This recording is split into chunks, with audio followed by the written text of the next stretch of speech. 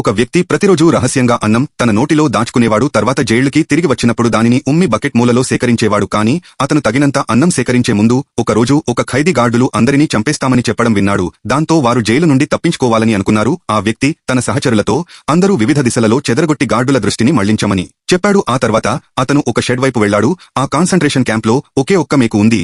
అతను టూత్పేస్ట్ అడుగుతున్నట్లు నటించి అక్కడి ఒకే ఒక్క గార్డును సంతోషపెట్టడానికి ప్రయత్నించాడు. కానీ మరో చేతితో ఆ మేకును రహస్యంగా తీసుకున్నాడు. తర్వాత ఒక రాయి సహాయంతో ఆ మేకును రుద్ది ఇనుప సూదిగా మార్చాడు. ఆ సూదితో అందరి సంకెళ్లను తెచ్చాడు.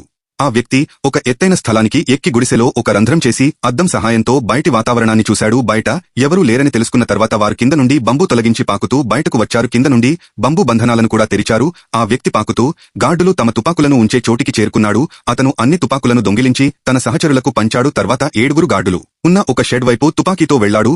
అతను అకస్మాత్తుగా వారిపై దాడి చేయడానికి బయలుదేరాడు. అవసరమైన వస్తువులను తీసుకుని వెంటనే వర్షపు అడవుల వైపు పారిపోయాడు. భారీ వర్షం కురిసినప్పుడు అందరూ నోరు తెరిచి వర్షపు నీటిని తాగారు. ఆకలి వేసినప్పుడు ముందుగా దాచిన అన్నం తిన్నారు. కానీ వర్షం చాలా తీవ్రంగా ఉండందరూ వరదలో కొట్టుకుపోయారు. వారు ఒక నదిని కనుగొని బంబూ తోటలతో ఒక బెడద తయారు చేసి నదితో పాటు ప్రవహించడం మొదలుపెట్టారు. కానీ త్వరలోనే ఒక జలపాతం వచ్చింది. గట్టిగా ప్రాణాలతో బయటపడ్డారు. బెడద వేగంగా కిందకు జారి అన్ని వస్తువులు కొట్టుకుపోయాయి. వారు ఒక నిర్జన గ్రామానికి చేరుకున్నారిప్పుడే ఒక అమెరికన్ మిలిటరీ హెలికాప్టర్ గుండా వెళ్ళింది.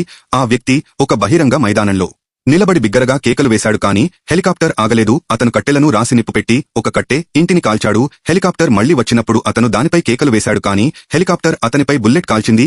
ఆ వ్యక్తి బయటపడడానికి నేలపై పడిపోయాడు. వారు గ్రామాన్ని వదిలి వెళ్లిపోయారు. కానీ కోపంతో ఉన్న గ్రామస్థులు వారిపై దాడి చేశారు.